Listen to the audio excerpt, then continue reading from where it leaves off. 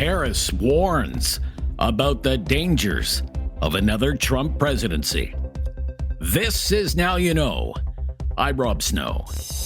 Going beyond the headlines. Now You Know with Rob Snow on News Radio. The final pitch. With less than a week to go before next Tuesday's U.S. presidential election, the Democratic nominee, Kamala Harris, held a huge rally in Washington, D.C. The backdrop, the U.S. Capitol building, the scene of the assault of January 6th, deliberately chosen to portray her rival, Donald Trump, as a danger to America. We know who Donald Trump is. He is the person who stood at this very spot nearly 4 years ago and sent an armed mob to the United States Capitol to overturn the will of the people in a free and fair election. An election that he knew he lost.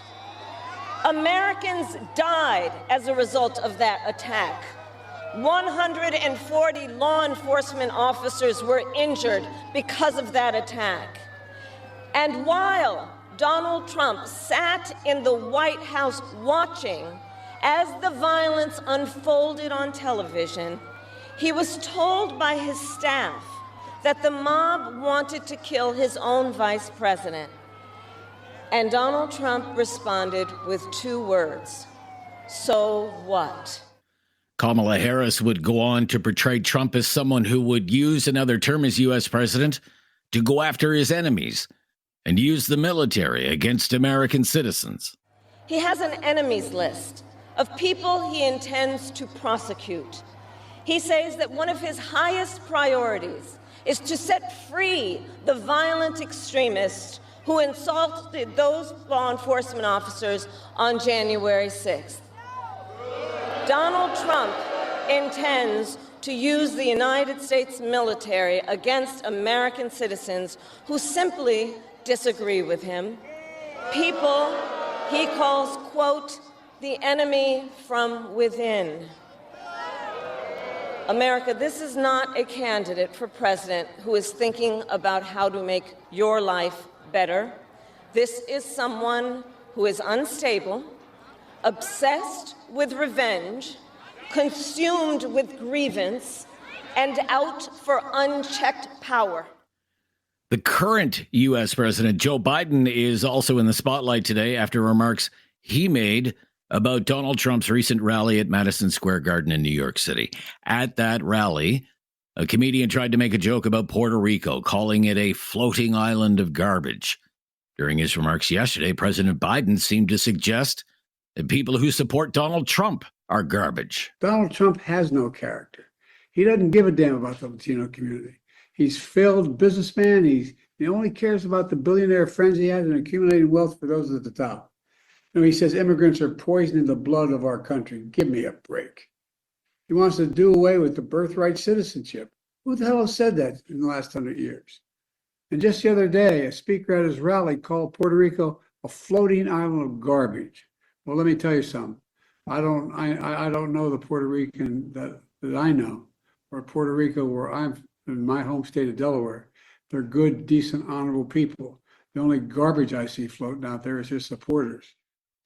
Less than an hour after those remarks, a posting was made to Joe Biden's account on Twitter where he tried to walk that comment back, saying he was talking about the words of the comedian and not all Trump supporters. But Republicans pounced, like Senator Marco Rubio, who was standing beside Trump at a rally in Allentown, Pennsylvania. I wasn't going to say anything, but I have breaking news for you, Mr. President. You may not have heard this. Just moments ago, Joe Biden stated that our supporters are garbage.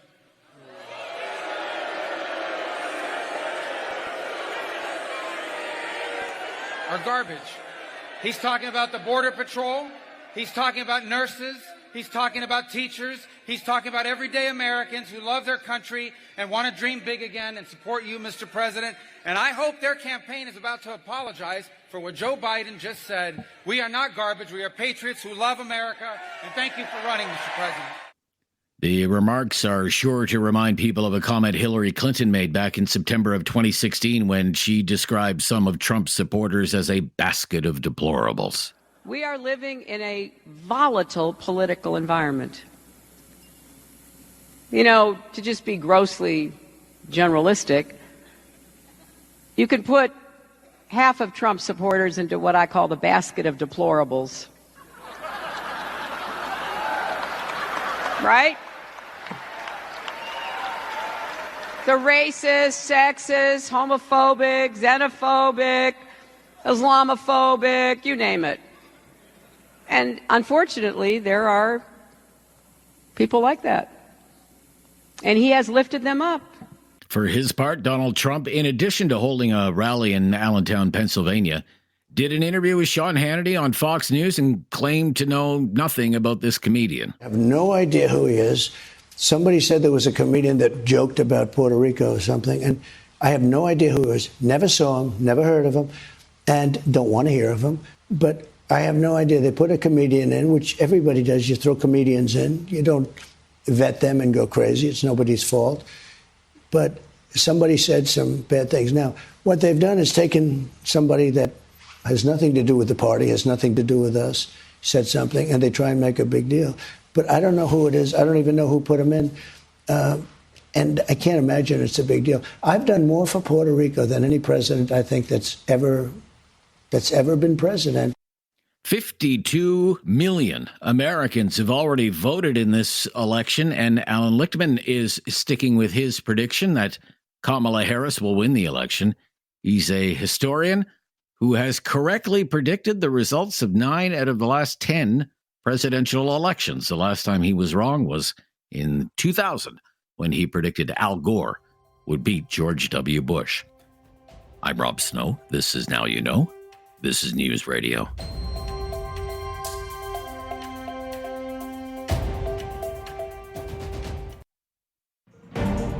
Now You Know with Rob Snow continues on News Radio.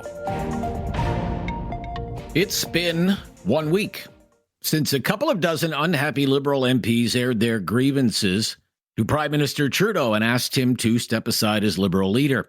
And 1 week later, not much has changed. Justin Trudeau is still the leader of the Liberal Party. He's still the Prime Minister. And unhappy Liberals are still unhappy and trying to figure out a path forward. There have been many reports in recent days that these rebels would like there to be a secret vote so all Liberal MPs can have their say on Trudeau's leadership without fear of any reprisal. But that move is being dismissed by members of Justin Trudeau's cabinet as a non-starter.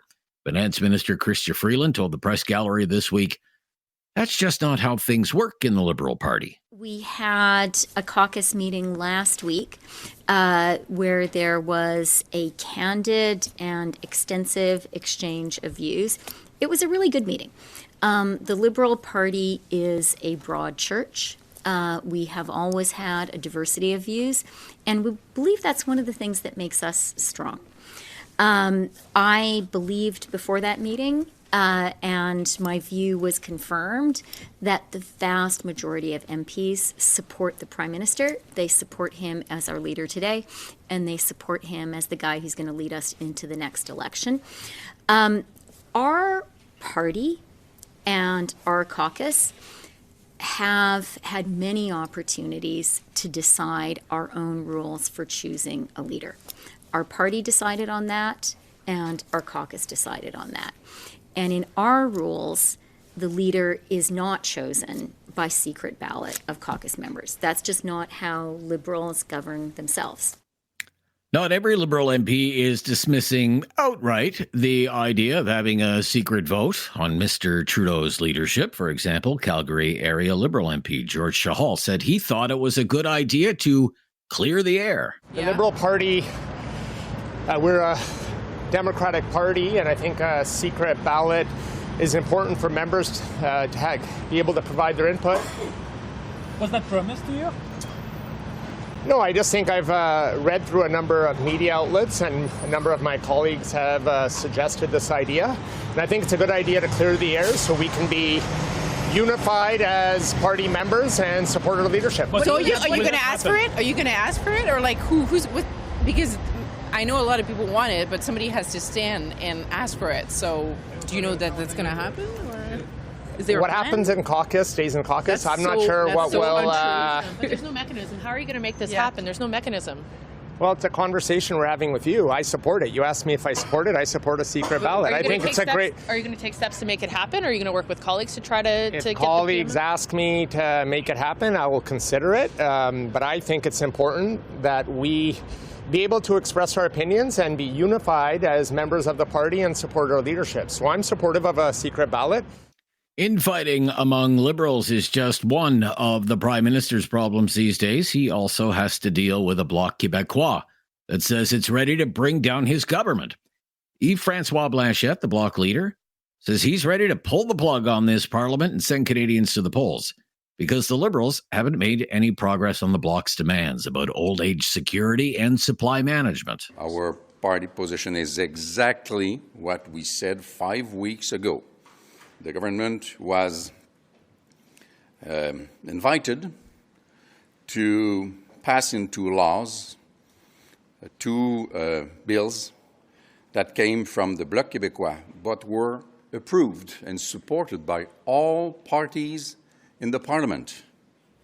They had until October 29th, which is today, to deliver that, which they did not do. We said 5 weeks ago that if we were not received that, if 4 million of Canadians between 65 and 74 years old were not received what we asked, if producer under supply management regime were not to get what we asked, we were to start discussing with opposition parties in order to have this government fall. And this is exactly what we are starting to do as of now.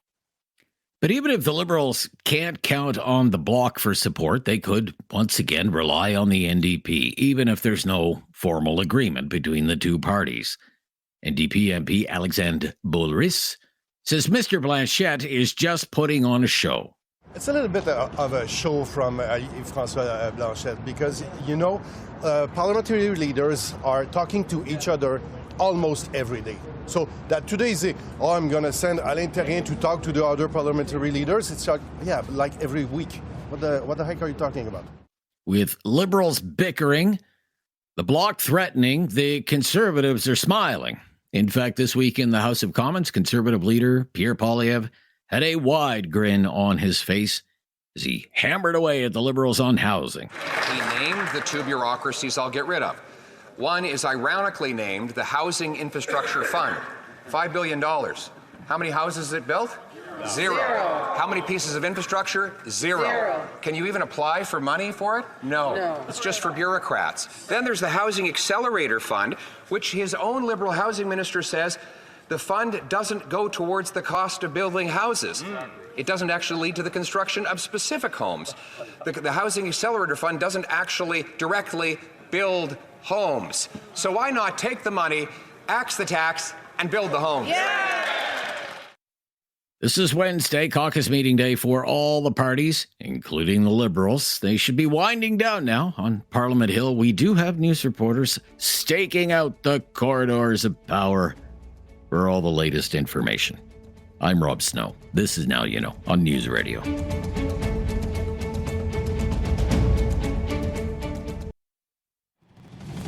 Now You Know with Rob Snow continues on News Radio. Here with David Smith on Hump Day, Wednesday, the day before Halloween. How are you? I kind of forgot it was Halloween tomorrow. Yeah, Halloween tomorrow, David, and a mild Halloween in this part of the country. We have had some chilly temperatures of late, but they're talking, 22 degrees on Halloween. The last day of October, David, you'll take that. Yeah, it's 19 degrees here in the city right now, going up to 21 today, 22 tomorrow. Holy. Yeah, that just means that when the weather really turns, it's going to be a bitter slap in the face. But we've had a sense of that already. It has been kind of chilly lately, but hey, Anytime it's 20 degrees in late October, I will take that. Let me tell you. So we do have, as I said, our Parliament Hill Bureau staking out the corridors of power on Parliament Hill because it is caucus day and lots of people wondering what's going on with Justin Trudeau and the rebels, David, and what's the next move for the rebels, and will there be a secret vote? So, we have our Parliamentary Bureau Chief, for example, Cormac McSweeney's up there. Glenn McGregor from City News, he's up there and sticking microphones into people's faces, and the Liberals are just starting to emerge now from their caucus meeting. You have some audio for us, so who are we going to hear here? You'll hear from Liberal MP Steve McKinnon, one of the frontbenchers from the Liberal Party, just moments after he's emerged from caucus under questioning from Cormac McSweeney. How are you feeling coming out of this caucus meeting? We understand there was no secret ballot vote today. I feel great coming out of every caucus meeting. We are here with the privilege of serving Canadians. And every time we're in caucus talking about solutions for Canadians, I come out of here a very happy person. Divisions, though, within caucus? I do. What did Andrew Bevin talk about in there? I don't talk about caucus. it's that simple. You've been through lots of those. Was Bevin's presentation? I've given many of those, David. Just put it in context of all the presentations you've heard from. I think everyone has total confidence in our campaign director. Why do you think, or do you think that this is taken care of now, that this division is done? This is a very resolute group of people. We have an opponent that we disagree stridently with. I think everyone agrees we do have to do a better job presenting the contrast to Canadians and offering them a clearer, more sharper choice. That's what we're going to do. Okay, so that was Steve McKinnon. He has a lot on his plate these days. Of course, he is the Labour minister, and he might be busy in the next few days. You never know. They took a strike vote at Canada Post, right? There could be a strike at Canada Post, within days. You heard them ask there, what did Andrew Bevin say? Not that he's going to spill the beans about everything that Andrew Bevin said, but Andrew Bevin is the new campaign director for the Liberal Party of Canada. He's going to run the whole campaign. So I guess he was kind of the star of the show, maybe outlining some strategy. Here's how the Liberals are going to get their mojo back. So we'll, good luck to them, I guess. It's tough being a Liberal these days. The Bloc Québécois says the government could fall at any time.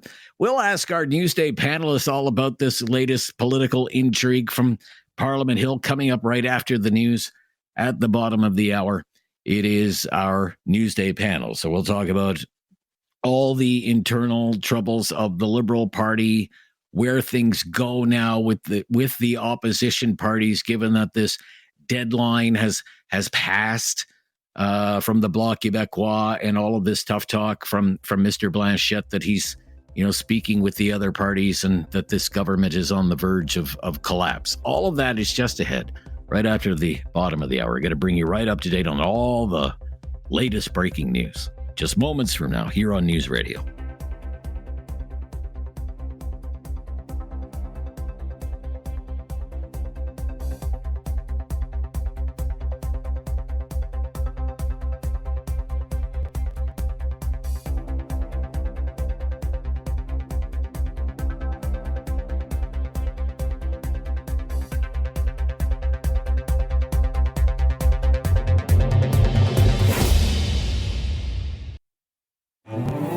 There is no question Rob won't get answered. Now you know with Rob Snow continues On News Radio, the Newsday panel.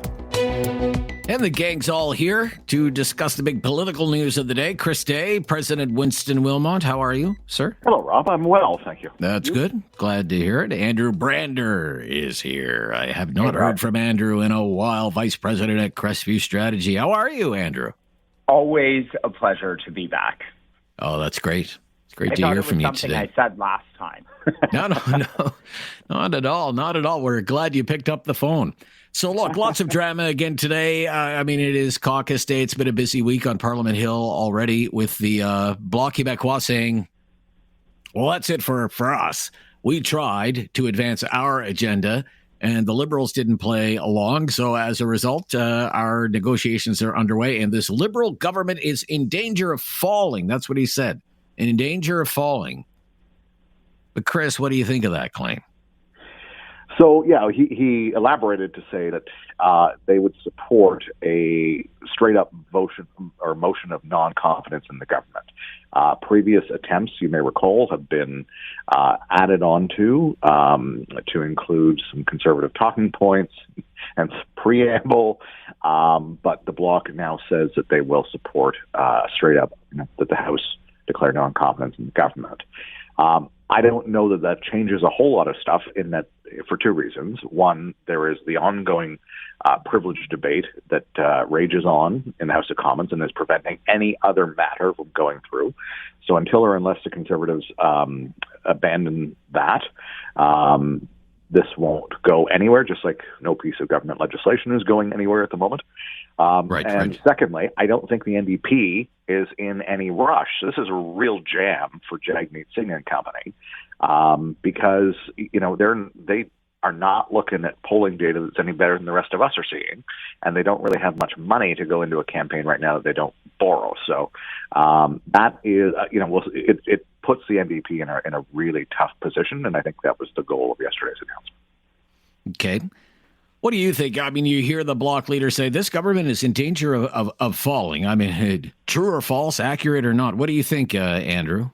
We're seeing a lot of bark these days from Parliament Hill, a lot more than bite from all parties, quite frankly, in Parliament, including, of course, the government's own caucus members' attempts to defeat the government. But I do not actually think that we're any closer today than we were a few months ago in terms of actually getting to the defeat of this government or an election in a world where, of course, the support of all three parties are needed to defeat the government. There's a bit of this complex in that the moment one of the parties thinks it's a good idea or a better idea, it suddenly gives pause to the others. So, I think this is another case of that where there's what Mr. Blanchet says and what his party does. And as a political organizer, the best indication of intent on elections is obviously seen at the ground level when it comes to election preparation, not necessarily what rhetoric is sort of being spewed in the halls of Parliament. And even the Bloc, the party which objectively has the least amount to organize when it comes to an election, in the sense that they only run candidates and run a campaign in one province, has less than a third of their candidates nominated for an election that they're saying could come as early as the next confidence motion. For their part, too, as Chris was saying, the NDP still trails the Liberals in every public opinion poll, and on their fundraising numbers. It's almost impossible for me to imagine a scenario where they say, yes, this is a good idea, and Jagmeet Singh does not face a whole bunch of pressure from his own caucus. And for their part, even the Tories, who are clearly the ones who actually want to go to an election today, would benefit from a few more months of preparation when it comes to getting their local campaigns organized. Okay, so let's turn to the internal Liberal Party drama then. Because you have the Prime Minister's office and Mr. Trudeau, and you listen to members of his cabinet, they just want to put the whole thing behind them. Okay, that's yesterday's news, or that was the news about a week ago, and we had a nice talk, and we've all come to this agreement that the best thing to do is be united and focus on the real enemy, and the real enemy is Pierre Poilievre and the threat he poses to Canada and all the social programs that he would cut, yada, yada, yada. been there, had the lobster, the whole thing. So how successful, Chris, do you think the Liberal front bench, Prime Minister's office, and Mr. Trudeau will be at moving on from this? Or is this something that just drags on and on and on and on? Drip, drip, drip, drip, drip. What do you think, Chris? Well, the drip, drip, drip is continuing for sure. Whenever the good ship Liberal is at risk, the leaks start happening from all over the place, and that's continued this week.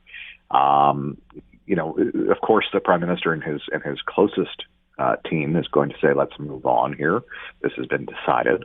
But I continue to hear from backbenchers this week that when they have come out in public to say that it's time for the PM to step down, or we should have a secret ballot vote, a couple of folks have spent the last weekend door knocking, and I've heard from people around them that their constituents were very, very pleased to see them take that stand. So as long as they're hearing it on the doorsteps and at the local level, that they don't, that voters don't think, even ones who are either going to support the Liberals or are predisposed to support the Liberals, they don't think that the Prime Minister should run, and they keep telling their MP that, then this is not going away. And this becomes a headache for the government to manage on top of all the other headaches that they have to manage on a day-to-day basis as a government. Yeah, Andrew, what do you think? How successful do you think Team Trudeau can be at moving on from all of this internal drama? They haven't been punished yet for just sitting there and ignoring it, quite frankly. So, if it's working right now, why change the strategy? But I will say, honestly, they can't take that approach. They cannot let this drag on. They need some kind of major reset. And I don't think anything that we've seen so far signals that they've really processed that or made an attempt to do that. I suppose the immigration announcement last week could have been, a small attempt at that. But if so, it was a weak one at that. I'd anticipate some serious work and thought. They're so focused on the day-to-day, just how do we get to the end of today, that hopefully during the break week for the government, which is coming up in a couple of weeks during Remembrance Week, they'd use a bit of that time to get a clean break away from the day-to-day, from Parliament, to do this reset, whether that's some fresh faces in cabinet, some new, which also gives them a bit of room to move on some of the policy things. And apart from that, there are, parliamentary break glass tools. We've talked before about the idea of prorogation, and I remember in 2008 when I was working on the Hill, when the Liberals worked with the Bloc and the NDP to force that non-confidence motion 6 weeks after a federal election.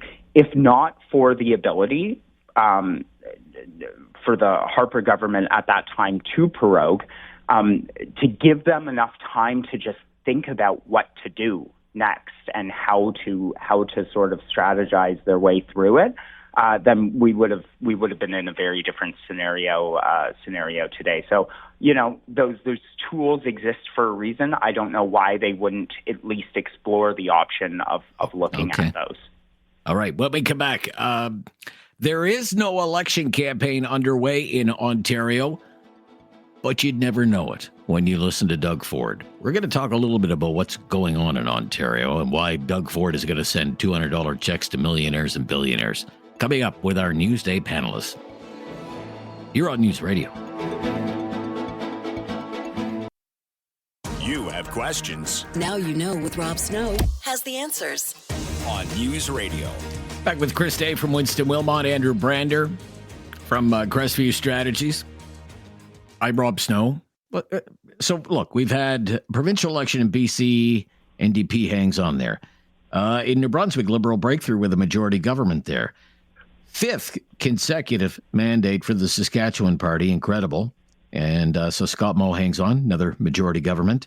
Nova Scotia, early in the election campaign there in Nova Scotia. They've called that. Not in Ontario, although lots of people are speculating Doug Ford's going to pull the plug early, probably next spring. There'll be an election in Ontario as opposed to the following summer. So one of the big goodies that Ford is pitching to Ontarians is I'm going to send everyone, and I mean everyone in Ontario, $200. Galen Weston is going to get a $200 check, okay? Galen Weston is going to get a $200 check from Doug Ford. Andrew Brander is going to get a $200 check from Doug Ford. Chris Day is going to get a $200 check for Doug Ford. Now, struggling radio hosts, I could understand, we need the money. We're in the news media, for crying out loud. You guys, you don't need the money. Why is Doug Ford sending $200 checks to millionaires, Andrew? Look, I think this is a government that's always been very attuned to the acute concerns that Ontarians have, and have always tried to find little ways of helping people out, removing the license fees, extending the freeze on the gas tax, or in this case, sending a bit of a rebate when the province can afford it. That's really not all that much different in concept, at least, than what the federal government tries to do, giving a rebate to offset the price of the carbon tax, or when the McGuinty government gave rebates of up to $1,000 when they brought in the HST. I think what you're going to see in today's fall economic statement is a improvement on the economic forecast for the province, with smaller than anticipated deficits and a quicker return to balance. So if the province is in a place where they can afford to send back a little bit of money, and don't forget the commitment the Premier made, he said, I'm going to put more money back in your pocket. He didn't say he wasn't going to take it first and then give it back.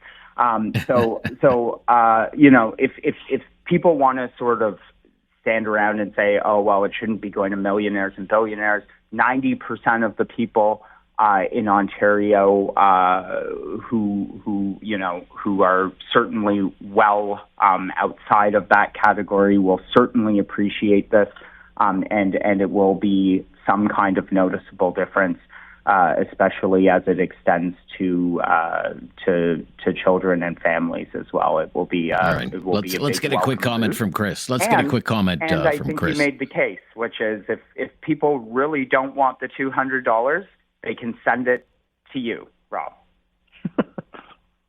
Okay. All right. It's not something I'm going to say I'm opposed to. All right, Chris. Chris. Yeah, I mean, Andrew's bang on. Like, ideologically aligned, on brand, on message for the Premier and the government right now. Showing, demonstrating that they're listening. Get pocketbook concerns, and allowing them to fight a bit of a proxy war with the federal Liberals on gas tax and other things by putting money directly in people's pockets. And I would argue that if there's a millionaire or a billionaire who gets that check that they don't need, that they instead give it to a food bank or an organization that is serving people who are dealing with the really, really serious cost of living pressures and issues in this province right now, in Ontario right now, and across the country. If you don't need it, give it to someone else who can put it to good use. Okay, when we come back, is there a conservative rat pack akin to the rat pack that the Liberals had when they were in opposition back in the 80s? It was a great decade, the 80s. David, you should have been there. So much fun, the 1980s. We'll be right back. Newsday panel on News Radio.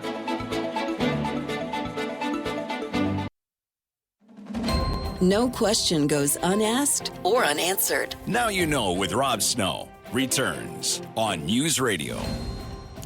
Back with Andrew Brander and Chris Day for the Newsday panel. I'm so glad we have a few minutes to talk about this. It's just something that's been bouncing around in my head, okay? So back in the 1980s, you had a conservative majority government, the Mulroney government, and in opposition, you had the Rat Pack, the Liberal Rat Pack. Names like Brian Tobin, John Nunziata, Sheila Copps, Don Boudreau. I interviewed Don Boudreau just a few weeks ago. He's still around. And their job was, you're to make life miserable for the Mulroney Tories, and they dubbed them the Rat Pack. The Rat Pack, very effective in opposition. So I was wondering, because some of the Conservative MPs are very good in things like committee, very good at asking pointed questions in question period. Is there, if you could identify, say, a Conservative Rat Pack, who would be the rats? And I by rats, I mean that as a term of endearment. Okay, so I actually have some names here. I better be quick. Melissa Lantsman, Jamil Giovanni, I think, would be one. Michael Barris, especially on that green slush fund stuff. Michael Cooper, same. Janice, for sure. Maybe to a lesser extent, Adam Chambers. He's more kind of wonky, I think, than anything else, but he's very effective on finance. I know a good friend of yours, Andrew. But a Rat Pack. Who would be in a Conservative Rat Pack these days, do you think? Chris, why don't you take that one? So, I mean, the political communications game has changed so much from the 80s that, I think everyone needs to be a bit more Rat Packish than they may have used to have been, or, than those MPs who distinguish themselves by being Rat Packers. They were in the minority. Now everyone's got to do active political communications that are direct, plain language, et cetera. And that's essentially what the Rat Pack was all about. They'd ask tough questions, they'd make a scene, and they'd get coverage on the nightly news at a time when the Liberals had something like, just a handful of seats compared to the Mulroney Tories. Now everybody is in that game, and they've got more channels on which to speak directly to voters, and they do turn committee, generally, opposition MPs are turning committee more into social media moments than strict parliamentary procedures. Right? For better or worse. For better or worse. I think everybody is in that game right now, but some of the names you mentioned earlier are sort of top of the list. Others ask really good, pointed questions that, open the trap for ministers and others to fall into. And so that's what makes it really interesting for me to watch parliamentary proceedings these days. All right. We only have about 40 seconds there, Andrew. I wish I had more time for you. Go ahead. No problem. I just say, I think it goes without saying that I don't think anyone's more effective at agitating this Prime Minister and the Liberal caucus than the leader himself. And that extends to what Chris was saying, which is everyone has a role in that in today's politics. Two names that you didn't mention, though, that I'd throw in there additionally to the Michael Barrett's, Garnets of the world, Rick Perkins and Larry Brock. Larry Brock, yeah. Very good, too. Yeah, okay. Into an amazing amount of committees, really, really good performance, and we'll see what happens. It's time to talk back. On Now You Know with Rob Snow. Call now And have your say. 1-833-668-2577. Welcome to Talk Back. 2 hours of debate and discussion. All the big issues of the day. We have a big one, a heavy-duty one, a serious one for you today. Today's topic is MAID. Medical assistance in dying. There have been many news stories in recent days about MAID. News stories that raise many questions about MAID. Many of those questions we want to ask you today. Get your opinion, find out what you think. Our call-in line today is 1-833-668-2577. 1-833-668-2577. So let's start with some questions to kind of get this conversation going. Who should be allowed to get MAID? Anyone? Everyone? For any reason? No matter the circumstance? Or should MAID only be available to those whose death is reasonably foreseeable?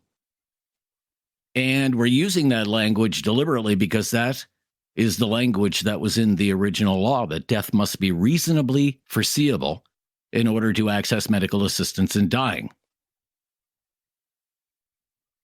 Now, here's another very important issue because Parliament is dealing with this issue right now. Should people be allowed to pre-plan for MAID? Should people be allowed to give advanced consent for MAID, should you be allowed to say, if this happens to me, whatever that happens to be, I give consent to medical practitioners to end my life? Should that be allowed? What do you think? And finally, do you think the MAID regime in Canada has gone too far? Is it too easy to access MAID in Canada? Has it gone too far? Look, I know it's not a cheery topic, but look,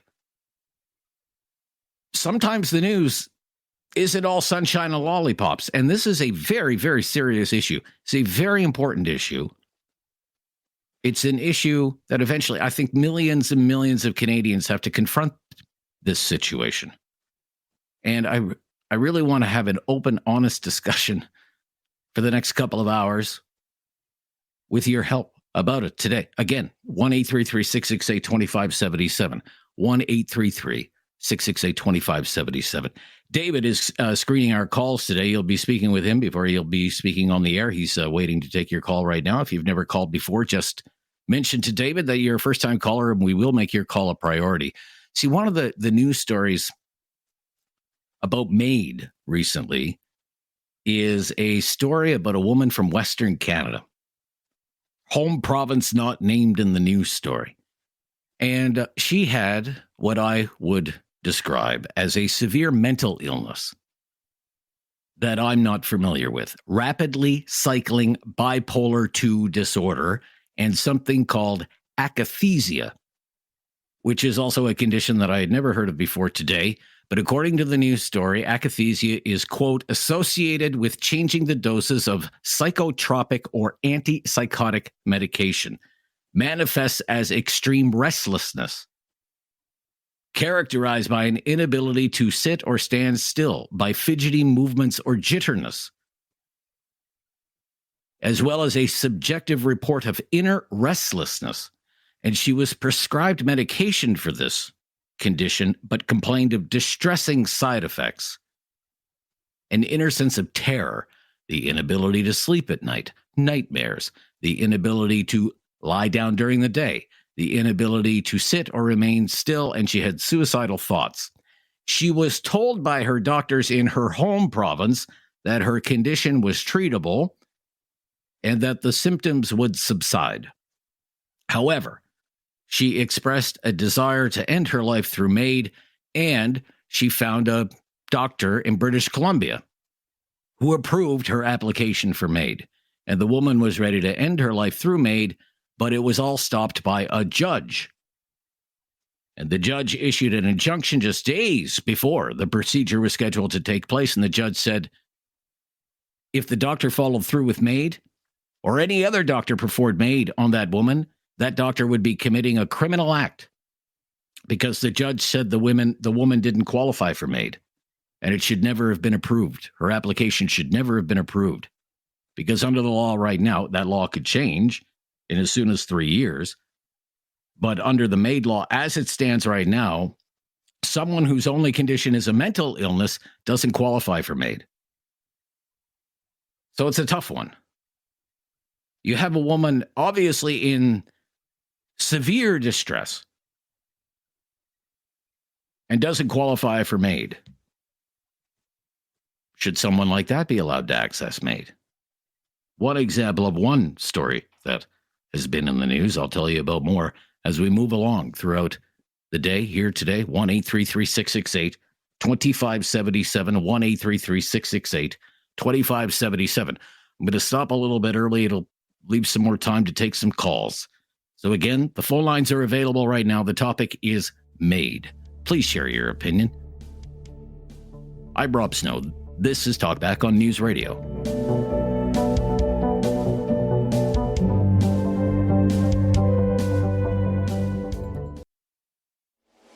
Have something on your mind you want everyone to know? Call now. Hello. 1-833-668-2577. It's Talkback on Now You Know with Rob Snow. MAID, medical assistance in dying, is the topic of the day. Who should be allowed to get MAID? Should people be allowed to pre-plan for MAID, give advanced consent for MAID? Do you think the MAID regime in Canada has gone too far? 1-833-668-2577. Wayne in Lethbridge. Thanks for calling, Wayne. What's your opinion? Hey, Rob. Hey, okay, I want to start off first with your question about should you be able to pre-plan it. I think in some cases, definitely. Like, I've got first-hand experience. I lost my wife 6 years ago after an 8-year battle with kidney failure and diabetes. And it was never an option that was brought to us. That's another thing I want to say. I want to dispel the myth that the doctors are there pushing it on patients constantly. We were never informed of it. It was never brought up. We had to inquire about it. We never ended up getting a chance to go that route. But it was definitely not pushed on anybody. It wasn't forced on anybody. We went through 4 or 5 different hospitals during her condition. Again, never brought up. And I think it would have been good for us to have that option to pre-plan it so that when the event came that she didn't make it to the kidney transplant list, when that was no longer an option and that the end was going to be long and hard, that we would have had the option to do that. Okay. But there seems to be just a plethora of myths out there that this is, you know, you don't want to sign up for MAID because it'll harvest your organs, or you don't want to do it because then you won't get the proper care. And I don't think that's in any way right. Okay. So this idea that you should be allowed to give informed and advanced consent while you still have the capacity to do so. You're in favor of that. You're in favor of that. Okay, Wayne. All right. I thank you. Okay. Thank you for your call. Let's go to Debbie, first-time caller calling today from Calgary. Hi, Debbie. Hello. Hi, Debbie. What's your opinion on the topic today, please? You know, I was just listening to your previous caller, and I absolutely agree with him. To watch somebody go through something terminal, and while they have presence of mind to plan for their demise, makes it easier on them, peace of mind. But it goes back to a lot of other things. I think when, people who take abortion, for example, it was a huge topic, and there was huge controversy about it, and still is. I take it to other people making decisions about what gender they want to be. You know, these are all very personal topics, and I don't think MAID is any different. I think everyone needs that right. All you ever need to do is watch a loved one suffer to know that, you know, ethically, anybody that makes this decision of sound mind, their wishes should be respected. It's not, like I say, I just keep going back to the decisions that they're letting other people, people make that are even more life-altering. Well, I guess there's nothing more life-altering than end of life. However, it's a decision that's a very personal one, and I don't think government or doctor I think it should be left up to the person who is making that decision. Make it and have it honored. Okay, so the original law, it's been changed now, but the original MAID law back in 2016 said MAID should only be available to people whose death is reasonably foreseeable, and that has been changed now. Anybody over 50 is reasonably certain we're all gonna be there at some point, regardless. Throw in a few medical circumstances and mental health. I mean, that's probably the biggest misunderstood condition. There are people that live in hell with mental health issues that they don't see any way out, and I am for that. I am absolutely endorsing that 1,000%. Okay. All right, Debbie, thank you for your call. Good to hear from you. Peter in Halifax, Nova Scotia. Peter. How are you? Good, Peter. Thank you. Go ahead. I called you a few days ago about my trip to the hospital, and that's why this interested me, this topic. Because one of the reasons I left is when I was in the ambulance, I stated clearly and plainly out loud, and I'm sure everything's recorded these days, that I do not consent to organ donation. While in the hospital, in the emergency room before going to the cath lab, I stated firmly and clearly that I am perfectly understanding what's going on. I do not consent to organ donation. A piece of paper during a mad scramble, a piece of paper was thrown off to my right with a piece of paper with a pen. And they said, "Here, this is released. Please sign this." And so I just scribbled on it. I didn't have my reading glasses. I was having a heart attack. No one explained to me what was written. And when I told them before the catheter lab that if the numbers are good and I'll be leaving as soon as possible when I wake up, if the numbers are okay, because I've been here before, because the same thing happened to me 15 years ago when I had my first heart attack. Exactly the same thing. And so since I'm a very gregarious guy. I talk to a lot of people, mostly my own age, of course, and stuff like that. And the number of stories I've heard that are very similar really raised my eyebrows, including a woman, 91, who said, "I want a DNR, do not resuscitate." And for some reason, the doctors changed her mind for her, and the family has to get a lawyer to look into it as to why it was changed, because the woman didn't want people beating on her chest and putting electrodes on her and everything else. And so it's not. And then the last thing, and then I'll let you go, just to ponder on this. We have Dalhousie here, very, very big, and the head of the medical staff really pushing, like, it's almost embarrassing, pushing MAID and almost gleeful about how we're catching up to the Netherlands because they're the world leader. Okay. His name is Holland. So it's to me, anyways, everything is coming at us so fast. And one other thing, as far as our organ donors. Okay, very quickly. On the CBC the other day, one of the problems with our organ donations is that the lice-ridden corpses are giving diseases to the wealthy cirrhotic drunks that are receiving. Okay, that's a little bit It's outside horrible. of the topic that I'm talking about. I really want to stay focused on this. I'm just asking people, and we'll have to move along, Peter, and I thank you for your call. Who should be allowed to get MAID? Anyone, for any reason? Should you be allowed to pre-plan, give advance consent for MAID? Has the MAID regime in Canada gone too far? Is it too permissive now, accessing MAID in Canada? Your opinions, please. 1-833-668-2577. It's Talkback on News Radio. Have something on your mind you want everyone to know? Call now. Hello. 1-833-668-2577. It's Talkback on Now You Know with Rob Snow.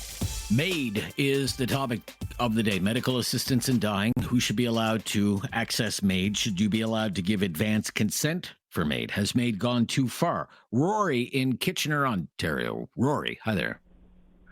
Hey, Rob. Avid listener of the show and first-time caller, so thanks Appreciate for having me. You know, my mother passed away from cancer 30 years ago, and we watched her slowly deteriorate to the point where she lost all of her bodily functions, and, you know, painful experience for her and our entire family to watch her go through.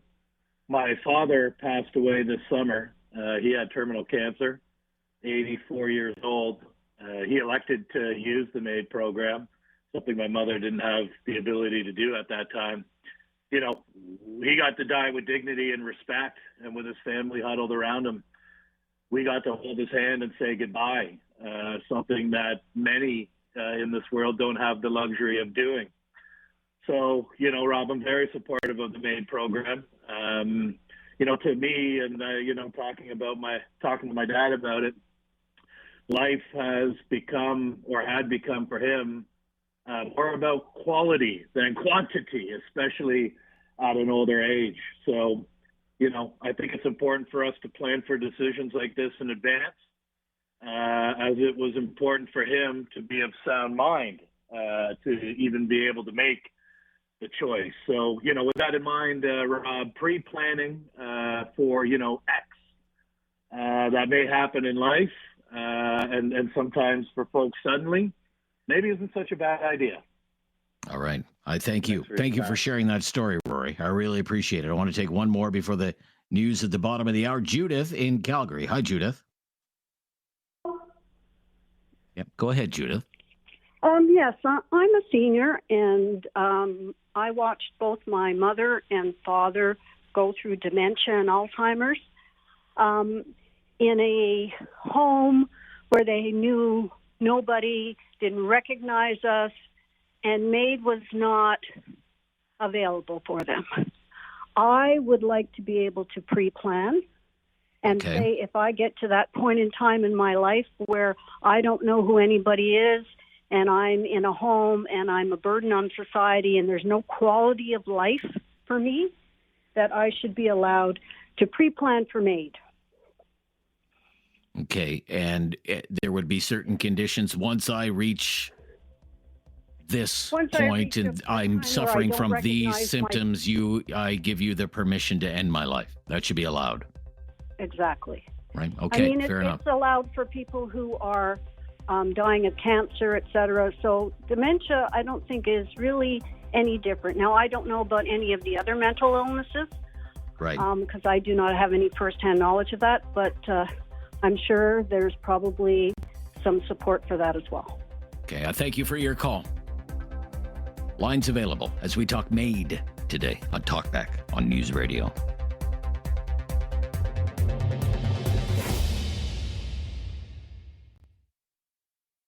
Have something on your mind you want everyone to know? Call now. Hello. 1-833-668-2577. It's Talkback on Now You Know with Rob Snow. Very serious topic today. Medical assistance in dying, also known as MAID. Who should be allowed to get MAID in Canada? Anyone? For any reason? Should people be allowed to pre-plan for MAID? Should you be allowed to give advanced consent for MAID? Should you be allowed to prepare in advance for MAID? Let your wishes be known. Do you think the MAID regime in Canada has gone too far? Is it too easy to access MAID? What is your opinion? 1-833-668-2577. Just while I wait for a couple of more calls here. I bring this up today because there's been another major development in accessing MAID, and it involves advanced consent. And what's happening in Quebec with the blessing of the federal government. So as of today, October 30th, residents of the province of Quebec can make an advanced request for medical assistance in dying. The government of Quebec passed a law last year that allows people with serious and incurable illnesses such as Alzheimer's disease to make early requests for MAID. It's a massive development because up until now, in order to access MAID, the person needed to be able to consent to the procedure right up until the very last second. And advocates have been pushing for a change in that part of the law because they say it means people who suffer from things like dementia, for example, can't opt for MAID because they don't have the capacity to approve of the procedure. So this Quebec law does away with that requirement. And the federal government has indicated it's okay with it, and it's not going to challenge the law in Quebec. Now, it may be a Quebec law, but I suppose there's nothing stopping another province from passing a similar law, and the federal government looking the other way at that law as well. But here's how it works in that particular province. The person must receive a diagnosis first. Mr. Snow, I regret to inform you that you have Alzheimer's disease, for example. It doesn't work on a, just in case kind of basis, just in case I get cancer or whatnot. You can't make an advance request in case you are diagnosed with something. You must have a diagnosis. And when the person makes the advance request, they have to outline the kinds of symptoms that could be experienced in the future that would make them want to go through with the procedure should they reach the point where they don't have the capacity to consent anymore. The big question is, of course, what if they change their mind? And the law says if they are still capable of consenting, they can withdraw that request. But there are those in the medical field who think this is a great step. It is a positive development, that it will end needless suffering, that it will provide people peace of mind, knowing that they will not suffer as their condition advances and they will have serenity. But there are also critics who say it's not a positive development because people's wishes may evolve over time and people's lives may end prematurely. The federal government did ask the government of Quebec to hit the brakes, to slow down. It asked the province of Quebec, please do not accept any advance requests for MAID. We're not going to challenge the law, just please slow down. And the Quebec government said it's not going to do that. And as of today, if people in Quebec are in this position, in this one province, they can make an advance request for a medically assisted death. I would love to know what you think about that. 1-833-668-2577. Jason in Kitchener. Thanks for waiting, Jason. Go ahead. Hey, Rob. You know what? I haven't heard that yet, and I think that's fantastic. As a person who works in the healthcare and long-term care, and personally, I've seen 2 grandparents pass away with Alzheimer's. My father-in-law currently has Alzheimer's. I know what the end result is, and I'm actually kind of surprised that you're able to, in Quebec, you're able to sign on board once you are diagnosed, because in most instances you would be considered cognitively impaired, and so you wouldn't necessarily be able to make that decision. But I think it's fantastic. Nobody wants to, nobody wants to live how those last days are, or those last years, as a person with some form of dementia, whether it's Alzheimer's or frontal lobe or Lewy body. And so I'm hoping that by the time I am old enough, and the history is on my side, that I'm going to develop it as well, that it is in Ontario, that I'm able to decide that when I get to this point in time in my life that I can't feed myself, I can't communicate, I'm not able to use the washroom by myself, then it's time to pull the plug. And for those pundits who say, well, they don't agree with it because they may change their mind afterwards, I can 100% tell you right now, anybody who has dealt with Alzheimer's or seen somebody at the end result, they're not changing their mind. They don't want to live like that. We put animals down for worse, for lesser conditions. So I think we all need to die with dignity, and I think that's a great step towards it. Okay, Jason, thank you for sharing your opinion. I really appreciate your call today. Iva in Calgary, what are your thoughts, Iva? I had a friend who went through the MAID program. Yes. And unfortunately, he didn't change his mind, which you have the right to right up to the point. But I honestly think that with all the new breakthroughs they have on everything, that no, they shouldn't. It's a double-edged sword. He talked to a psychiatrist, which is part of the requirement for MAID in Alberta, and that psychiatrist didn't even talk to him for 10 minutes before he approved it. So now you got doctors playing God. Okay, so you think the MAID regime in Canada has gone too far? Yes. That the law is too permissive?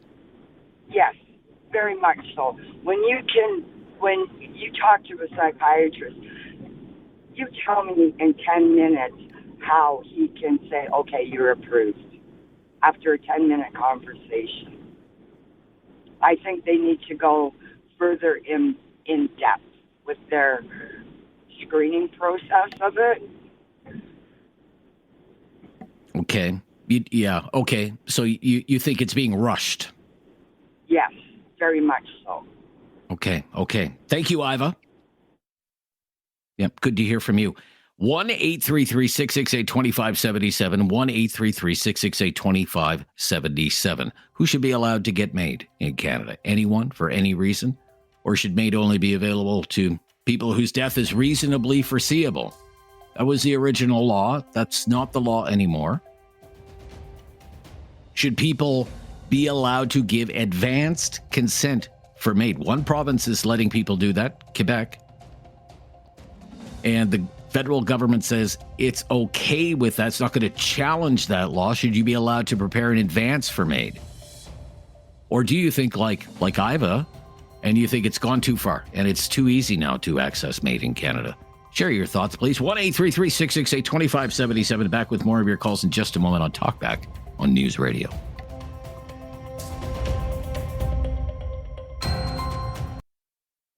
Have something on your mind you want everyone to know? Call now. Hello. 1-833-668-2577. It's Talkback on Now You Know with Rob Snow. We're talking about MAID in Canada, medical assistance in dying. Kathy in Alberta. What's your opinion, Kathy? My opinion is I am all for it because there are a lot of things that you can never predict until you're in it.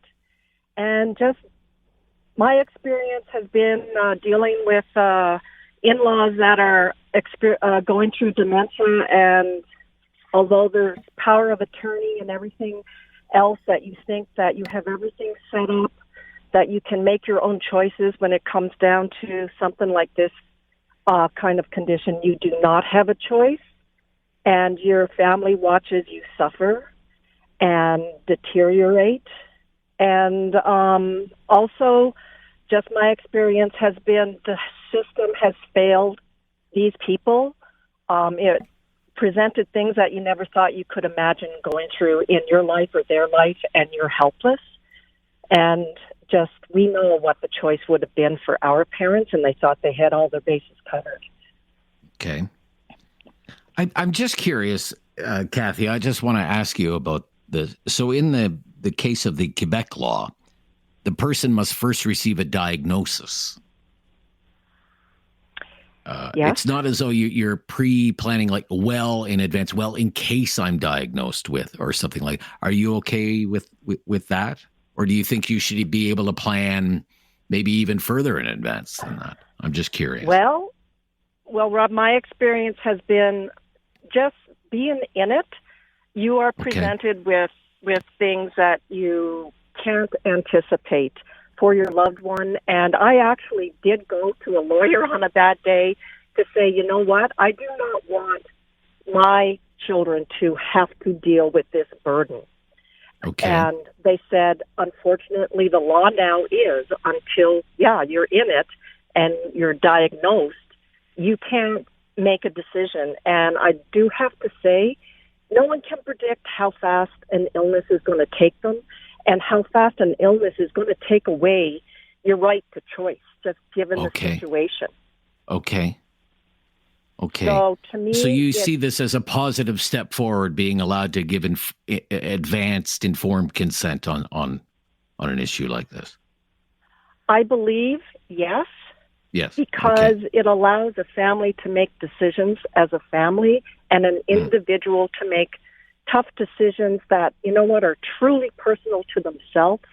Yes. And it also can help the family because, you know what, no one wants to have to make that decision. No matter what the outcome is, it's going to be difficult because it's a final decision. And to have the comfort in my own mind that if something should happen, that it's a serious disease, an accident, whatever, I don't know how I'm going to be. And your wishes will be respected. There doesn't have to be a debate among your children. Everybody knows what. That's right. It takes the burden off, and I can tell you it is a tough burden. And you want to do right by your loved ones, but you don't.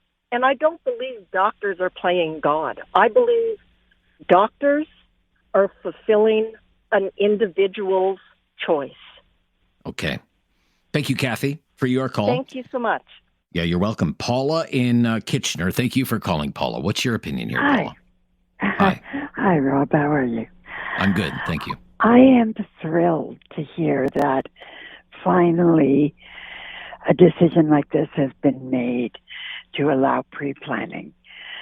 In my family, Unfortunately, we have had many members who have been afflicted with some form of dementia. One was Lewy body, some were Alzheimer's, some they just couldn't put name to other than dementia. I myself was a caregiver for my mom who had Alzheimer's for about 18 months. And it is a terrible experience to have to watch someone that you love lose everything, not just their physical abilities, but their mental abilities and personalities change. And when you look after them for that long on a daily basis, 24/7, I look at that, and I'm a senior now, and I go, I do not want to put my family through that. Okay. So, I mean, there have been a couple of members of the family that have actually participated in MAID for different reasons. They both had cancer. Right. But the other ones, I mean, on my dad's side, there were 4 siblings. 3 out of the 4 had it. And the fourth one passed away early from other causes. So, and on my mom's side, 2 out of 3. So, and then both of my parents. So it's really not something I would wish on anyone. Okay, It's so you hard think on that the the ability, I'm sorry to interrupt, you think the ability to give advance consent will give, say, the patient some peace of mind and their loved ones peace of mind. All the cards are on the table. Everybody knows what the plan is, I guess. I believe that. Yeah, For okay, my own personal choice, I would love to be able to make that decision. I and understand. say that when this happens to me, yes, I want this done. I Okay, want Paula. my children to remember me the way I was. Sure, Not sure. what I Paula, turned we're right out of time. I'm not cutting you. I'm just we're just out of time. I understand your point of view. I really appreciate your call today. Thank you for sharing your opinion on the topic. I'm Rob Snow. Talk back on News Radio.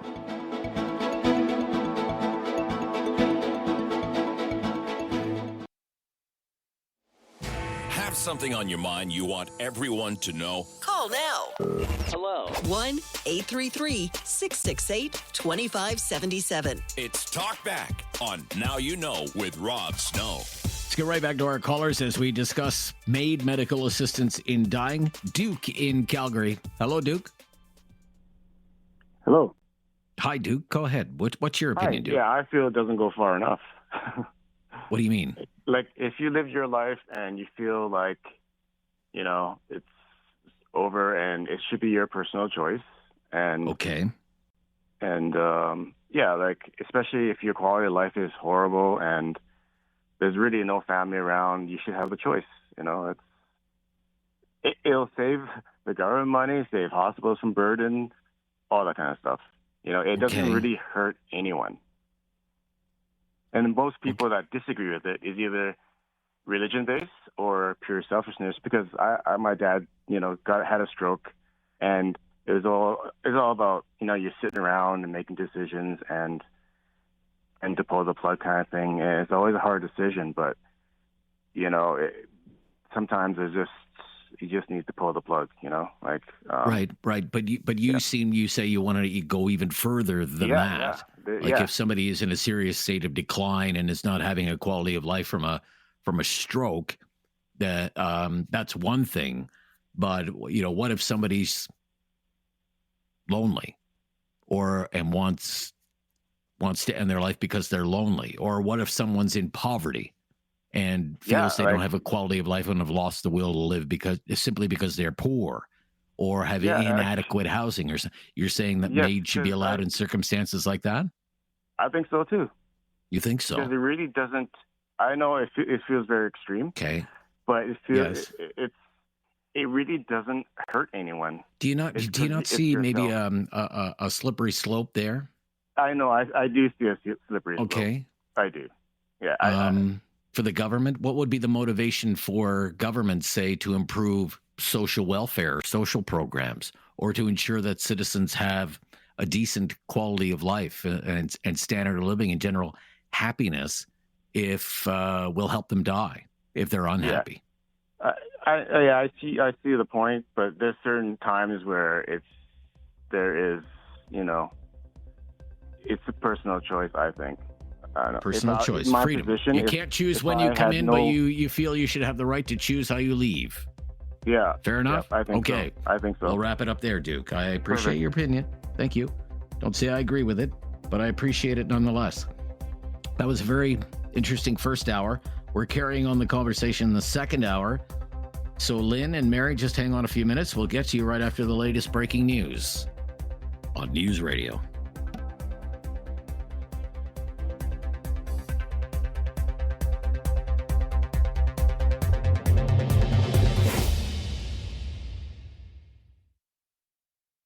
It's time to talk back. On Now You Know with Rob Snow. Call now. And have your say. 1-833-668-2577. MAID. Medical assistance in dying is the topic of the day. Who should be allowed to get MAID? Anyone for any reason, or only when death is reasonably foreseeable? Should you be allowed to give advanced consent for MAID? As of today, in one province, the province of Quebec, you can do that. You can give advance consent for MAID once you have been diagnosed. What do you think about that? Has the MAID regime in Canada gone too far? Is it too easy to access MAID? That case is sometimes argued. What is your opinion? 1-833-668-2577. 1-833-668-2577. Lynn in Calgary. Thank you for waiting, Lynn. What's your opinion, Lynn? Good morning, Rob, and thank Hi. you. What a great show. I'm a first-time caller. Great topic. It's I appreciate that. wonderful. Thank you so much. I think Quebec is 100% online with this, and every province, all of Canada should do it. I have seen too many people in my own life die and suffer just for years and years, with no say in how they go. And myself, I believe in euthanasia, and I have already, and hopefully this works, I have already got it in my will and in my personal directive and medical directive that I'm not to be hooked to machines, and I believe in euthanasia, and if anything happens, that's what's supposed to happen with me. And I think it's wonderful. We should have our own choice on how we go and not suffer. Okay, Mary. Sorry, Lynn. Lynn. Yeah, it's okay. It's all good. It's all good. I appreciate your opinion. It's very busy today. I'm curious. A lot of interest from women today, much more so than men. I find that very interesting. Thank you for your call, Lynn. I appreciate it. Mary is up next in Alberta as well. Mary, thank you for calling, Mary. Hi. I am for MAID and for having choice. However, I have a huge concern to protect individuals that don't want MAID for religious reasons or whatever reason. And I've already seen it many times in my life that even like to stay in your own home, the family puts pressure on you. They give you the guilt trip, et cetera, and the people that are supposed to love you the most make it about them. I've even heard it on your show today about saying, I want to have the choice to end my parents' life, et cetera. And, for some people, it's a very serious decision, and it should be up to the individual. And the way our society is going, I think they're taking away individual rights, and it really scares me in that regard. Okay, so it's very interesting. One point that you raised, because there in the original MAID law, there were various safeguards that were, they call them safeguards, put into the law.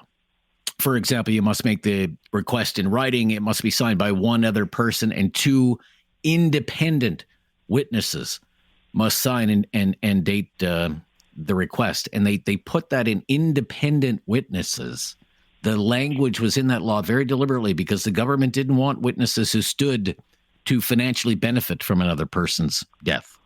As you said, and I somebody in a will, in line for an inheritance, somebody who's going to get a house or whatever. Yeah, right? but you've already heard some people's opinion, like my parent has Alzheimer's, and it's too much of a burden on me, and I want the choice, et cetera, et cetera. So that's where I hope they keep those safeguards in place. But the more and more I see life and the pressure they put on older folks, that I think sometimes they're not making the decision. They're making their decision for their family because they don't want to be a burden. And that's what scares me, because I don't think you can stop that. And that's where it starts, people, you hear your call in today, most people are for it. And when you have a society when it's more for it, people forget about those safeguards that should be in place. And that's what my huge concern is for today. As long as you make it that person's right. And sometimes I don't think you can because of your family. The good people want to protect their family, and they change their mind based because they don't want to be a burden to their kids. And it's unfortunate. Okay. Thank you, Mary. It's such a great point that you raise about the potential for coercion. Thank you for your call. Dave in Halifax. Dave, you're on the air. Go ahead. What's your opinion here, Dave? Hi. Good afternoon, Rob. My opinion is on the broader topic of requesting MAID. I think that's a decision that needs to be made between the patient, the family, and the personal physician. Now, I have experience with MAID. My wife was diagnosed with terminal cancer in 2016. And decades ago, we had promised that we would never let each other linger, and more importantly, linger and die in a hospital. So we went the MAID route. My wife was a Catholic. She had a little bit of concern about that aspect of it. And we had Father Frank come in to administer her last rites. And I was invited into the process, which was, it just gave me such solitude. And at the end of it, my wife looked at the priest and said, "Am I doing the right thing?" And Father Frank replied, "Our God is a very forgiving God." So that was all she needed. And shortly after it was enacted in Nova Scotia, we had gone through one bout of radiation treatments, which the hospital told us, look, it's going to work or it's not going to work. That's all we can offer. So we went through that. It was not onerous on my wife. It was the best we could do. Obviously, it didn't work. We brought her home, and on the Monday morning, when after she'd come home, her voice had come back from the radiation treatment. She sounded almost normal, and I thought, okay, we're going to have a good day today, and we did. And then the following morning, I went in to wake her up, and she looked at me with very clear voice and said, "Today is the day." And it allowed us to have family come into the house, visit her for a last time. She was feeling strong, and she wanted to go out strong. And the process was seamless. It was very passionate, not passionate, but compassionate. Yeah, compassionate. Yes, and yes. Supportive. And it was a very well-run situation, and my wife got what she had requested. And I believe that going forward, it brought me to the point where this should be available to anyone who feels that it's the right choice for them. And again, it gets back to the patient, the doctor, and the family. I don't think government's got any role to play in this whatsoever. Okay, but surely the government must craft some kind of regulation in place, as the previous caller said, safeguards around. I understand the need. Regime, I understand the need for safeguards. Now, I have another situation. I've got a mother who's in long-term care. She's suffering from dementia. She has very few lucid moments now, and MAID is not an option for her because she can't make informed consent. And my concern for her is that the dementia gets to a point where she is no longer there at all, and she's just laying in a bed and being turned over every once in a while and fed nutrition. And that's not what she would want. But given the current regiment, I'm powerless to do anything about it other than to have a do not resuscitate. But under this Quebec law, and again, it's in effect as of today, your mother, you said, right? Your mother? Yes. Yes. See, your mother many months ago or years ago, upon her diagnosis, would have been able to say, once my symptoms reach this point, that's the point where I approve of the MAID procedure. Would you be in support of something like that? Yes? Well, I would be in support of something like that. Unfortunately, in our case, Maid came on the scene far too late. She was already diagnosed and well into her symptoms. So, again, it's not an option that we can take advantage of. I understand. Okay. So, aside from the DNR, our hands are tied. So, I think had it been available at the time she was diagnosed, I know she would have said, look, I don't want to end up as just a body in a bed for an undetermined amount of time. I would rather go out when I'm, I understand, able to communicate with my family and say goodbye. And I think that's a very important thing to have established, because now that it's available, people like my mom can take advantage of that. And I know she would have. Okay, but we have to tie this up here. We have to run, Dave. I appreciate your call. I appreciate your candor as well. Thank you for calling today. Yeah, 1-833-668-2577. We're a little tight on time now, running a bit behind. We'll take more calls. However, when we come back, 1-833-668-2577 on Talk Back on News Radio.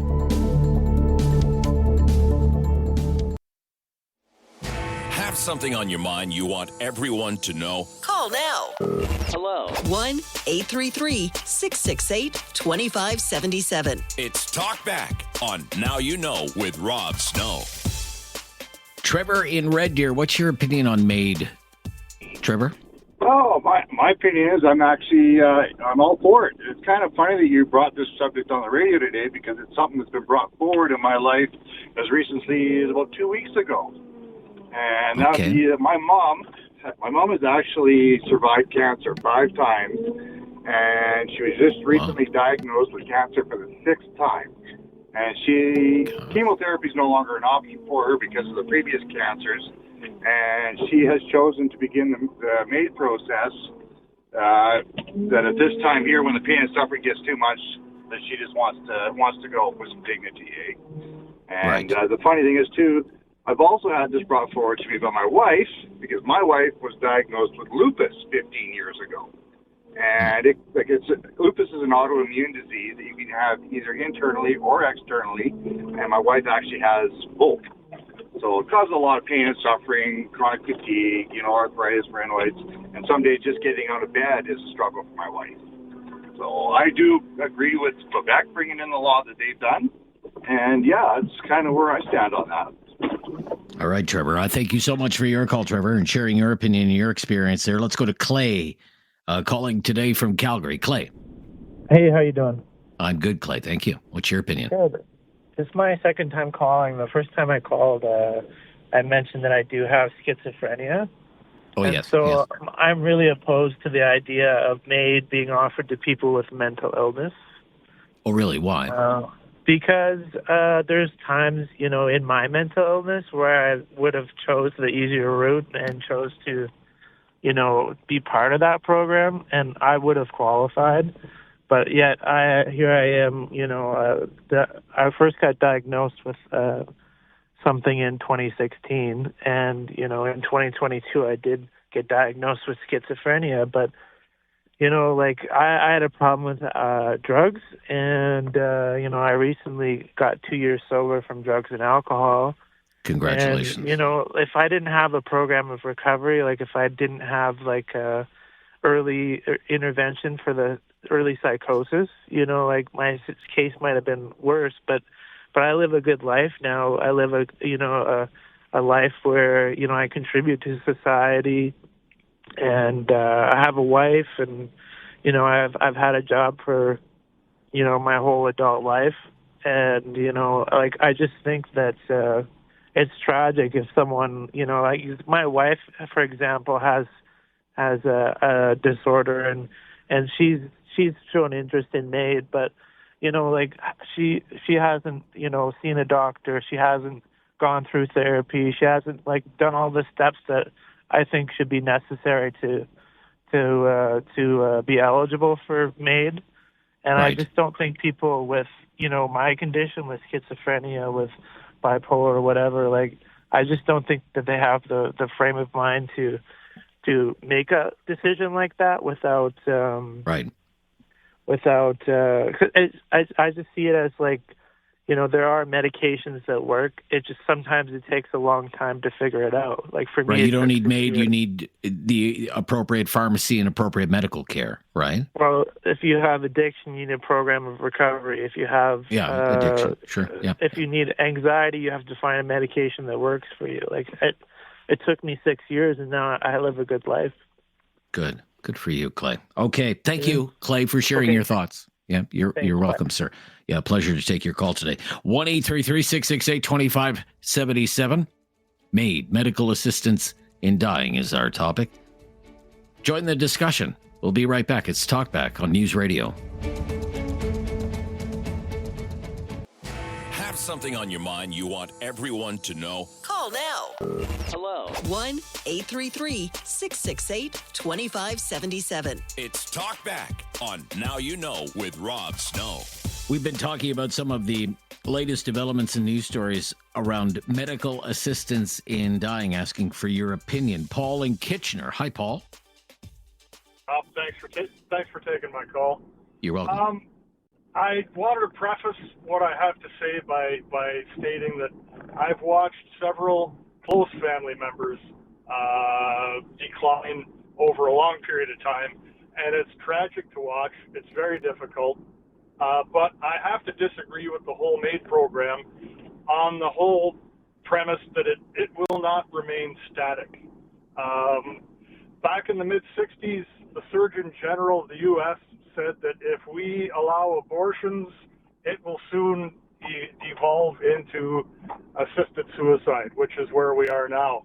And we've already had like that veteran out in the East Coast who was looking to get a wheelchair ramp made into her home. She was counseled by someone in the government to get the MAID program. And it's just going to eventually, I believe, it's going to eventually just become a point where as soon as the government decides somebody's useless, they're going to put them away. Right. So you are afraid about a slippery slope that it becomes, or maybe we are already there, and concerns that were raised in advance of MAID becoming the law in Canada, that there are ample examples of some of our worst fears coming through. As you mentioned, veterans seeking assistance from Veterans Affairs instead offered information about MAID. I remember a case that made national news involving a man named Roger Foley, who was taking up a bed in a hospital. He had been in an acute care hospital for a long time. He didn't want MAID, but he was pressured by a hospital administrator to consider it because the hospital administrator said, "You're taking up too many hospital resources." And all of that was caught on tape, and it was put on the national news, and totally against the law. We've gotten to that point in how many years has the MAID program been out there, and we've already 8 years. Lowered itself to this point in a very short time. So I don't think it never gets any better, and it never stays the same. It always they always change their programs, no matter what it is. And I just don't see this. I just don't see this getting any better. All right, Paul. Thank you. Amber in Calgary. Hi, Amber. Hi, Amber. Oh, hi. How are you? I'm good, Amber. Thank you. Good. Thanks for taking my call. So, you know what, Amber? Just hold on a second. We only have about 30 seconds left, okay, before the news will start. So do you mind waiting just a few minutes? Not at all, sir. Yeah, I want to give you more than 30 seconds to say what you want to say. So you just hang on. We're talking about MAID, gathering opinions on MAID, major development in MAID today, with one province allowing people to give advance consent for a MAID procedure after they have received a diagnosis for a serious and incurable illness. That province is in Quebec. That law comes into effect today. The government says it's not going to challenge that law. It wishes Quebec would take it slower, but it will not challenge that law. So we've been talking about advance consent for MAID. Who should be allowed to get MAID? Has the regime for MAID gone too far? More of your opinions right after the news. We'll start with Amber. I'm Rob Snow. It's Talkback on News Radio.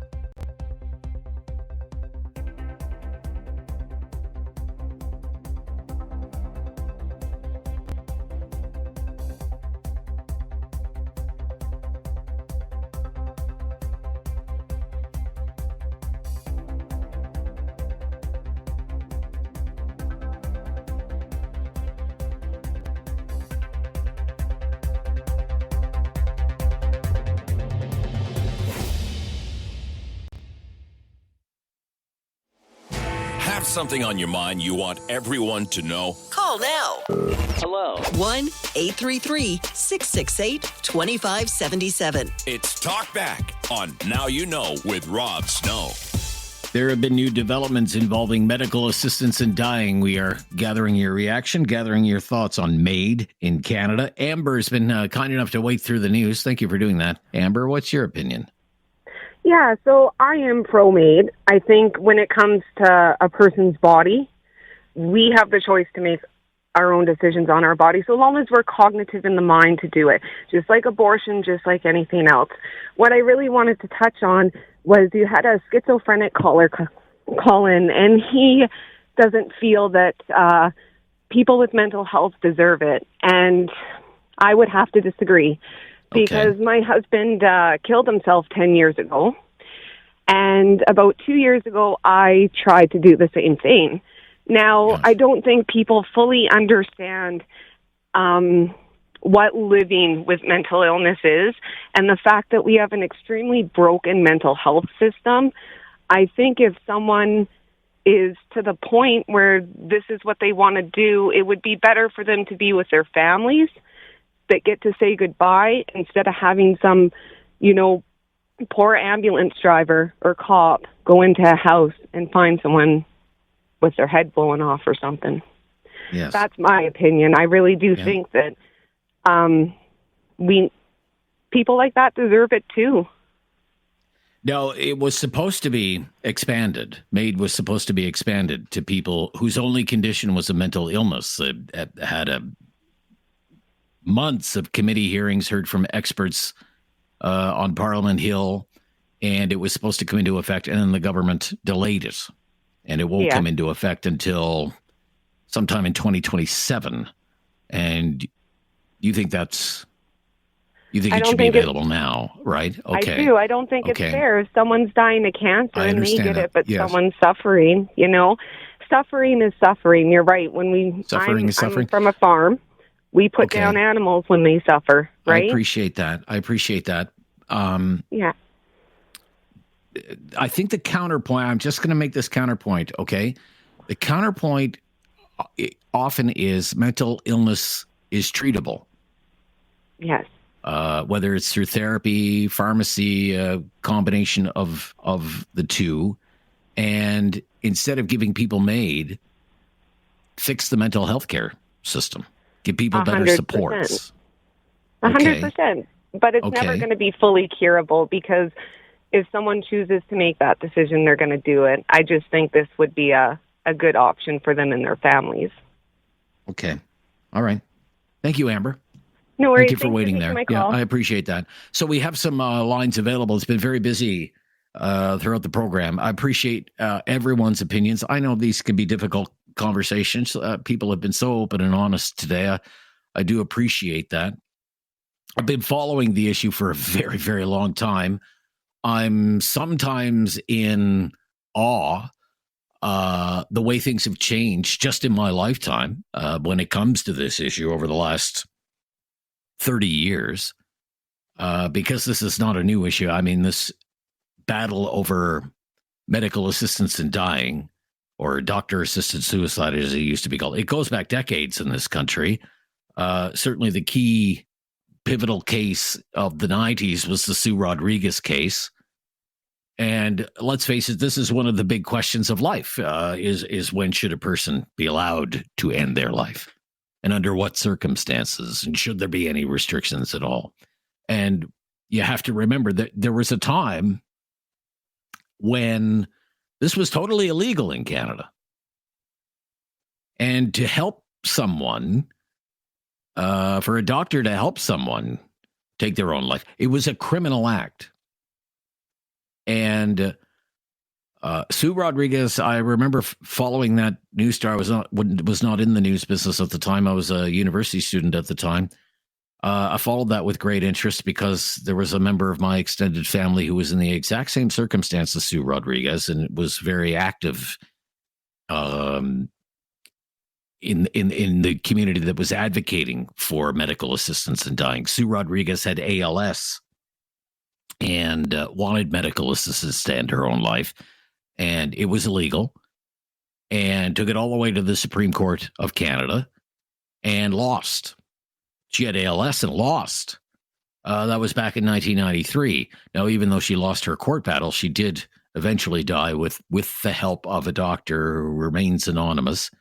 I remember Sven Robinson. You may remember that name. The former New Democrat MP was a champion of her cause and was actually there when she passed away.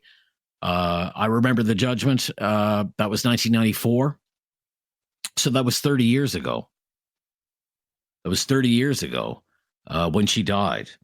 So now you think where we are in 2024, the 3 decades later, and thousands and thousands and thousands of people every year are accessing MAID. The last figures that we have that are publicly available, which is for 2022, that figure was 13,241. That was 31% higher than the year before. And since the law changed, the figure is 45,000 in total have had MAID in Canada since it became legal. It's slightly more men than women have access MAID. It's like 51% male, 49% female. And the average age for someone accessing MAID is 77 in the country. As for underlying medical conditions, cancer is the leading reason someone opts for MAID. I mean, by far, it's like 66, 67% of the time. Cardiovascular disease, respiratory disease, neurological conditions. And the most common reason people say they choose MAID is losing the ability to engage in meaningful activities and losing the ability to perform the activities of daily living. And the third most common is pain management, intolerable pain. There are, I was just reading through, the government does an annual report on this site, so this is why I have all of these statistics. There are 1,800 MAID practitioners in Canada. 95% of them are doctors. The rest, nurse practitioners. Family doctors conduct the majority of MAID procedures. 40% of the time it happens at home. 30% of the time in hospitals, 20% of the time in palliative care facilities, 8% of the time in care homes of one type or another. And MAID requests in recent years, they are growing at a substantial rate. About 28% a year is the growth rate. And with this development in Quebec and the ability to request MAID in advance, those percentages are expected to increase. So just kind of a snapshot on the regime as it is. I'm Rob Snow. More of your calls just ahead. It's Talkback on News Radio.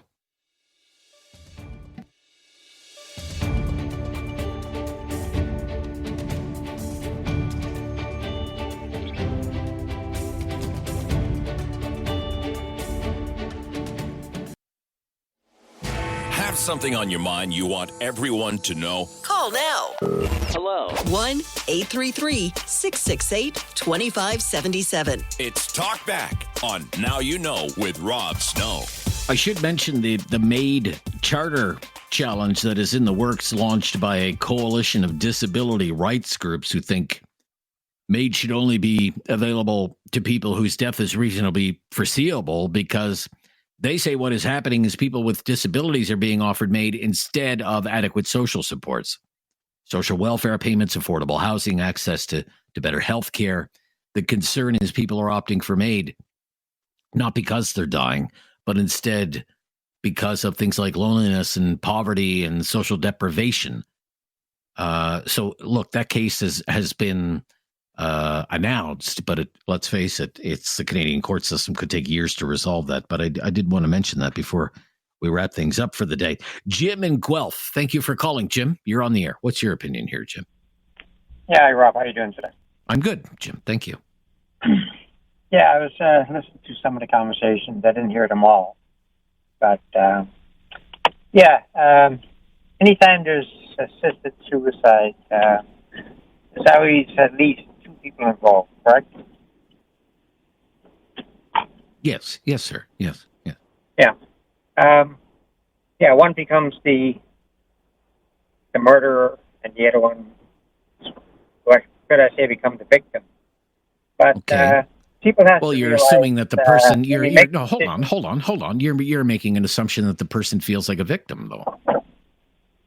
No, what I'm saying is, even the person that's wanting to die, people have to realize there's consequences to their decision. Okay. And I'm coming at it from a Christian perspective. Sure. Right? Now, not everybody's a Christian, but I'm just saying, everybody's created by God. And everybody's accountable by God. In your opinion, so basically, looking at it from that perspective, yes. When you make a decision to die, and I somebody understand that. insists them to die, there's two people involved. The person that commits the act, when you look at law, that's actually a murder. You might not say it as a murder, but it is a murder. You're basically not in our law anymore. It used to be a criminal act, but it is not a criminal act under our law anymore. Yeah, on a human law, yes, on human law. Under human law, well, I'm basically basing it on. I understand that, sir. I understand you're basing it on Christian belief. I take nothing away from you. I appreciate your firm faith, sir. I really do, but not everybody is a Christian in this country, and the law as we have it and the laws that we must follow they're not. It's not biblical. We're not following biblical law in Canada.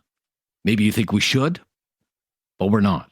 So I'm just gonna move along, Jim. Thank you. Siva in Calgary. Siva. I mean no offense to Jim. I really don't. Siva, hi there. Hello, Rob. How are you? I was just laughing I'm okay. when he was. Actually, humans are actually created by Brahma, as per our religion. Brahma, you are created by Brahma, but I don't think that applies to everybody. Like you said, it's the law. We are not following biblical law. So there are two things that I want to say. One is the concept of maid and the administration of maid. So Canada is an advanced society that values human rights, dignity, and choice. Hence, maid is the right thing to do. And I'm very happy. I'm an immigrant from India. We don't have those things in India. Okay. So I'm very glad that I'm in a country that respects the human rights, dignity, and choice. That is the first part. Now, coming to the administration part, that is where we pull each other's hairs now. Like who should die, how they should die, what is the process, who should qualify, who should not qualify. Those things are all politics. And I think those things will sort out either in the courts. Yeah, I appreciate your perspective, but I don't think it's all politics. I think just given the finality of the decision, there has to be rules and regulations around this. For one, I am concerned about people opting for maid, not because they're ill, but rather because the government is not providing adequate social supports. They can't live on $700 a month in a disability check from the government, or they lack appropriate housing, or things like this. That is nothing but politics only. Again, but I don't think it's politics, sir. Okay, yeah. Before that, let me say. Okay, for example, me and my wife. I'm 47. My wife is 41, and we have decided around the age of 70 or something, we will go for maid, assuming that at that time it broadens. The explanation broadens, and we hope, like in another 30 years, Canada is advancing every year. We have LGBTQ, A, B, C, D, E, F, G, H. Yes. Yeah. So anyway, so you are correct. What you are saying, it's. I don't know how to. I don't know how to counter your point that it is not politics. What I'm saying is, we will resolve this. We will resolve this as Canadians. Like irrespective of whether you are a conservative or an NDP, we will resolve this in the courts and in the parliament. You are right. You are right. Thank you, Siva. Thank you. I have to move along. We're a little tight on time here, and I want to fit everybody in before the top of the hour, and we do have to stop right now. It's Talkback. We're going to try and fit everybody in before the top of the hour here on News Radio. something on your mind you want everyone to know? Call now. Hello. 1-833-668-2577. It's Talk Back on Now You Know with Rob Snow. Right to the phones. Chad, calling from Calgary. Hi, Chad. What's your opinion? Good afternoon. I'll try to keep this brief because I heard you say that we need to do that. Look, I'll begin by saying I support the availability of MAID. I'm glad I live in a country where if somebody is in that much pain or desperate, that we're going to help them out in that way. I don't think anybody's religious views should trump those of us who maybe don't hold those views. But I wanted to offer a quick bit of context or an experience that might help people's thinking.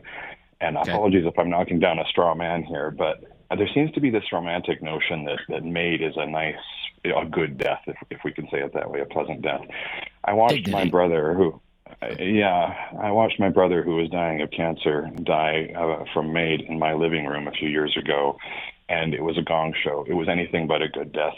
These things that the doctor had told us about how there's time for final goodbyes, and we put on a pot of coffee and share some hugs and I love yous, and there was none of that. My brother didn't want any of that. He was just in pain and desperate for it to be over with. They struggled to get a line going. Our little living room was crammed full with a doctor and a nurse and 2 paramedics and all the family members, and he was just wincing in pain every time they tried to get it started, and it was a horrible experience. So I support its existence, but people need to know it doesn't always turn out well. Okay. All right, Chad. Thank you. Thank you for sharing your experience with it there. And this will be the last call. It's Mark in Calgary. Thank you for calling, Mark. Hey, Rob. How's it going? I listen to your show a lot, and Thank you. This one's really got me steamed a little bit. Okay. I can't believe we're having this conversation for people that are in need of MAID and suffering. Why don't we flip the roles and have it out there everywhere, and the people that really want to fight against it? So give it to somebody, and if they have a problem with the person with assisted death, let them fight that angle instead of trying to fight and hurting a whole bunch of people that could use it, the small amount that really don't think it's right. Have them fight for the people that don't think they should have it. Okay. So one of the questions I've been asking is, should anybody be able to access MAID for any reason? And you would say yes? There are those restrictions, but in a way, kind of yes, and then have the people that really are strongly against for mental health, have them fight for those people to get off it and make it more of that instead of fighting against everybody else. Put those resources to fighting against people that are on it that maybe shouldn't be on assisted death. Have them fight for that. Well, I think that's the nature of the opposition to, how should I call it, the expansion of MAID. That people are worried that safeguards are being tossed aside and that people are opting for MAID not because they're terminally ill or death is foreseeable. They may not be facing death at all. But rather, again, I come back to this, they are losing the will to live because the government is failing to provide the conditions that offer many people, especially poor people and disabled people, any kind of quality of life. And that was never the intent of the original MAID law. But it's happening, and we know it's happening. I thank you for all your calls.